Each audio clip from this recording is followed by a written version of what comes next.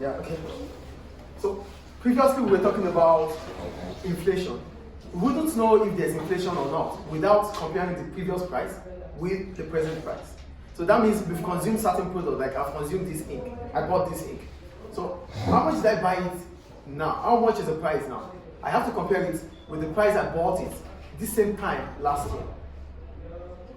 I bought this morning. Today is 20th of January 2025. How much did I buy it 20th of January 2024? So I want to compare the price. This is why we have consumer price index. So by comparing the price, I would know if there's inflation in Libya or not. So to measure inflation, we need CPI, which is the consumer price index. Do we understand CPI now? Great. So the formula for CPI is the cost of the basket of goods in the present year divided by the cost of the basket of goods in the base year, which is the previous year, multiplied by 100. So we have CPI base T equals to C base T over C base 0 multiplied by 100. Where this is our consumer price index in the current period, which we were looking for, and this is our cost of market basket of goods in the current period, the price right now, divided by the cost, the price of the previous year for the same product at the same time, and multiplied by 100. So it's the same as saying the value of market basket in the given year divided by the value of market basket in the base year, the previous year, multiplied by 100. They are still the same. This is how we calculate CPI. You try to find out if there's inflation or not. Any question about that? Good. So we have a case study already for activity 2 here. For activity 2. We have for year 1, there's a food, the value for food was 300 for all items, 700. So that means the basket of good in year 1 is 1,000. Basket of good, that means we've talked about food plus other items is 1,000.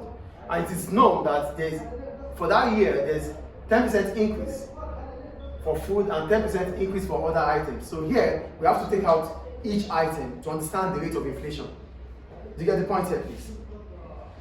Each year, there's food, there's other items. They are together, it gives us the basket of good. But now we want to know the rate of inflation for food and the rate of inflation for all other items. So they said for food is 10% increase and for all other items is 10% increase. So we have the basket of good, which is 1,000 for this base year. For the base year. So there's 10% increase in food, 10% increase in the other items. So how do we find it? 10% of 300 plus 300 will give us the value for food. 10% of 700 plus 700 gives us the value for other items. Then we add these together. Do you understand? So adding them together gives us, the current period is what? 1,110. 1,100, I think. Right? Yes. And for the base year is 1,000. Yes or no? No. Okay. So based on this, we say the CPI is the value of market of goods, the current year, divided by the base year. So it is 1,100 divided by 1,000. Do we get it, please? Do we get it or not? 1,100 divided by 1,000. 0, 0, 0, 0. 11 divided by 10. I think that's 1.1. Is it 1.1, please? 1.1, right? So the inflation rate in year 1 is what? 1.1. Is it clear? Can this be considered as hyperinflation?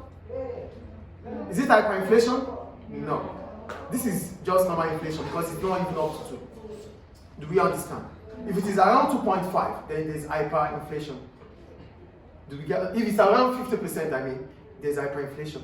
But here it's 1.1, so it is not hyperinflation, it's still inflation. But the rate of inflation between the last year and this year, the previous year before year 1, is 1.1. Do we understand? Yes. Any question about this? No. So that takes us to the limitations. In the course of calculating the CPI, what are the problems we can encounter when we are calculating CPI? The first one, it doesn't put into consideration the quality added to the product.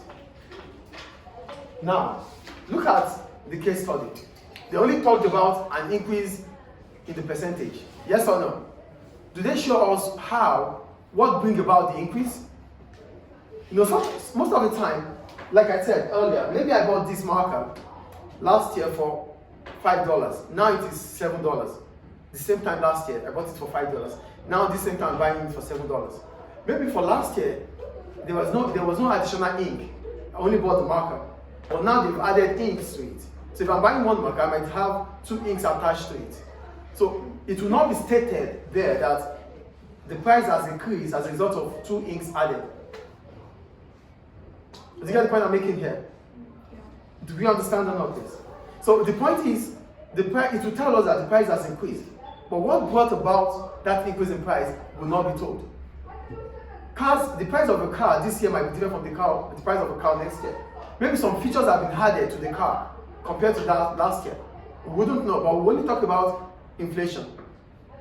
So that means there's a limitation, there's a setback. Because CPI does not put into consideration the quality of the product this year compared to the last year. Do you understand first limitation here? The second one, it is difficult to measure the inflation rate of goods newly produced. Now the product is available. It's a new product. It was not there last year. So how do we calculate the inflation price or the consumer price index? We need to calculate consumer price index based on the previous year with the present year. But a product that is just produced, invented, how do we do that? So it means we won't be able to know the inflation rate of a new product. Yes or no? Yes. And the last one, it doesn't consider housing items such as interest on mortgage. Last year, maybe the interest rate has increased. That is why the price of goods and services are increasing. But we have to put into consideration that interest rate is decided by the central bank of a country. So an increase in interest rate might bring about an increase in inflation rate. But it will not be stated there that the inflation rate, its price of goods and services are increasing based on the fact that the interest rate has increased. You know what interest rate is, right? The price of borrowing or the reward for saving. So if interest rate is increasing, it means the cost of borrowing would increase. So if the cost of borrowing is increasing, the cost of production for firms that wish to borrow for investment would increase. And that might lead to cost push inflation, which means they might have pushed the cost, the high cost, onto consumers for a higher price. So that might be the reason why we have a higher price. But this will not tell us. So these are the setbacks when it comes to using consumer price index to measure the inflation rate. Is it clear or not? Any question? Thank you.